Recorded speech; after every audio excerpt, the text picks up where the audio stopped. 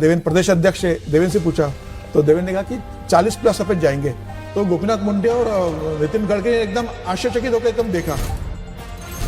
ये अकेला ऐसा शख्स है कि जो कि शरद पवार से एकदम हेड ऑन करने के लिए हमेशा तैयार रहता है।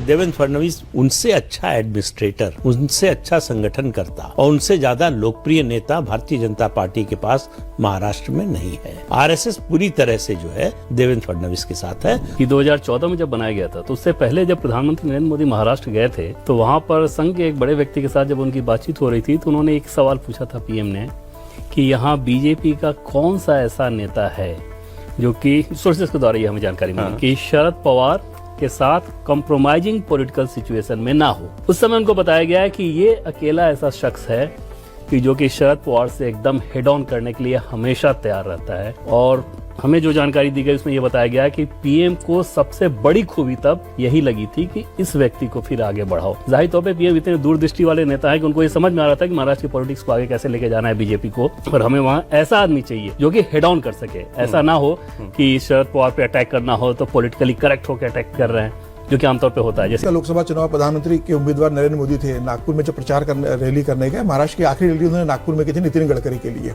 एयरपोर्ट पे गोपीनाथ मुंडे थे, नितिन गडकरी थे, देवेंद्र फडणवीस छोड़ने आए थे। तो पीएम ने पूछा कि महाराष्ट्र में कितनी सीटें आएंगी 48 में से, क्या लगता है? तो गोपीनाथ मुंडे से पूछा, गोपीनाथ मुंडे बोले कि बहुत टफ है, फिर भी 12 से 15 सीटें अपन वहां जीतेंगे।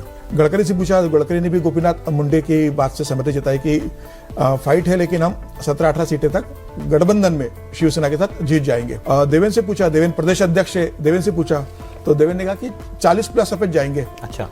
तो गोपीनाथ मुंडे और नितिन गडकरी ने एकदम आश्चर्यचकित होकर एकदम देखा। तो पीएम ने बोला कि आर यू श्योर? उन्होंने कहा 40+ अपन जाएंगे, बहुत अच्छा परफॉर्मेंस अपन महाराष्ट्र में करने जा रहे हैं। जो परिणाम आया तो 23 और 18 सीटें आई दोनों की मिलाकर। उसके बाद जब विधानसभा चुनाव के बाद अमित शाह राष्ट्रीय अध्यक्ष बन गए, शिवसेना के साथ सीटों का तालमेल नहीं हो पा रहा था।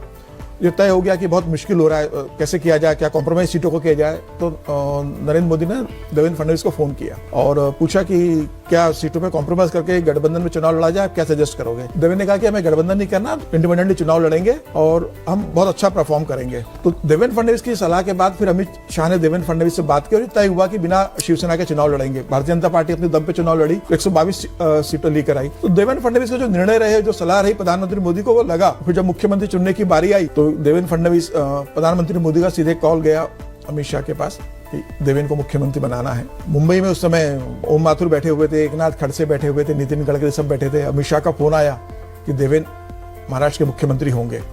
उस बैठक में फिर ओम माथुर ने बोला कि देवेंद्र के नाम पर सहमति, मतलब ऊपर से कहा गया देवेंद्र बनेंगे। वो देवेंद्र ने फिर प्रूव भी किया, फिर शिवसेना समर्थन में आई आगे। 5 साल का बहुत शानदार कार्यकाल रहा। प्रधानमंत्री मोदी के हमेशा ट्रस्टेड आदमी रहे वो, जिस तरीके से 5 साल उन्होंने कार्यकाल चलाया। उसके साथ संघ, संगठन और सरकार तीनों का उसके पास समर्थन है। संघ का समर्थन है, संगठन वो बहुत अच्छे से संभाल चुके, प्रदेश अध्यक्ष रहे, संगठन की समझ है, संगठन उनका एक्सेप्टेंस बहुत ज्यादा है और सरकार भी उन्होंने बहुत अच्छे से चलाई है। तो वो जानते हैं जब सरकार चलाएंगे तो भारतीय जनता पार्टी के संगठन को और सहयोगी दलों को कैसे लेके चलना है। शिवसेना 5 साल अपने साथ रखना, उसके बाद शरद पवार और बाकी लोगों को भी साथ के चलना। तो अक्रॉस द पार्टी भी उनका संपर्क बहुत अच्छा है। मतलब ऐसा नहीं कि देवेंद्र फडणवीस सहयोगी दलों के साथ है, अजित पवार के साथ उन्होंने बहुत बेहतर रिश्ते कर लिए, शिवसेना के साथ वो साथ लेके चलेंगे और बाकी लोगों को भी कैसे साथ रहा है, ब्यूरोक्रेसी उनके बहुत अच्छे कंट्रोल में है। तो देवेंद्र फडणवीस ओवरऑल चीजों को मैनेज करने के लिए मास्टर आदमी है।